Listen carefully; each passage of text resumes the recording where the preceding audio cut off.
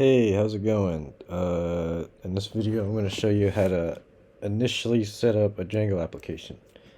So this is in PyCharm, and so right now I'm in a new project. So let me just go back here.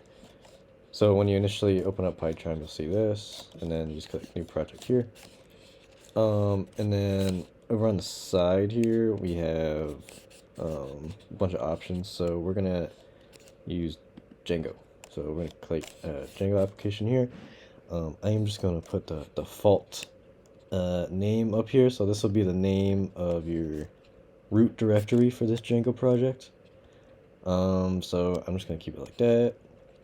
So down here, by default, it's going to create a virtual environment. So if you're not sure what a virtual environment is, it's a separate installation of Python inside your Django directory here. So if we create a new environment with this, it's gonna create a directory called venv, and then you can select a base installation of Python to use for your virtual environment. The virtual environment makes installing packages way more organized, so you only have the packages that you need in your project.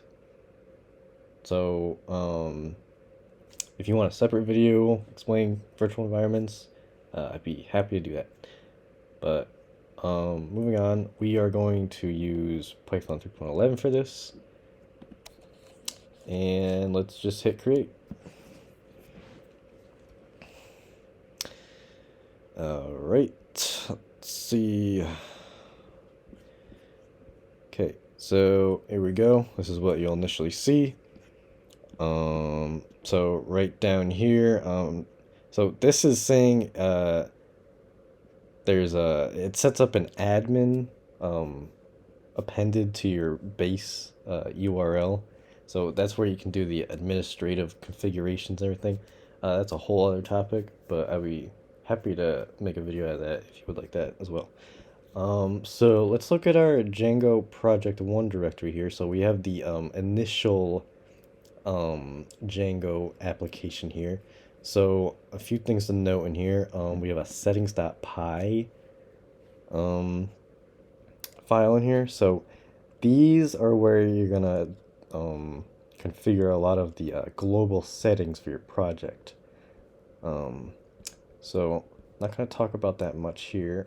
Here's a URLs file. So yeah, I was explaining that admin appended to the URL is the by default way to access the administrative configurations for your project. So that's where you would create new users, reset passwords. You can put users in different groups based on what level of access they want to different components in your project.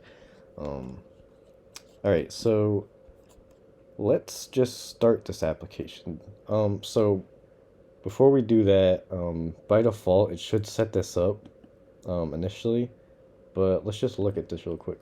So this is a run configuration. So you see right here it made a Django server, and this is the name of it. So we can call this whatever we want. I'll just say let's call it local server.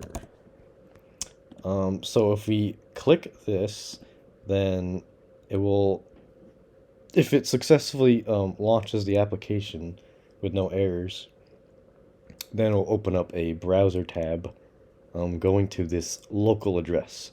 So this is gonna run our own little local server for our Django application. Alright, so let's apply. Okay, and then let's just hit this run local server here. Okay, so you see it says the install worked successfully. So now if you see this screen, that means you have successfully launched your Django app. So now you're free to do whatever you want with it. Django is very versatile and used in a lot of different industries. It's great for data-driven sites. Yeah, so that's it. Thanks for watching, and I'll catch you in the next one.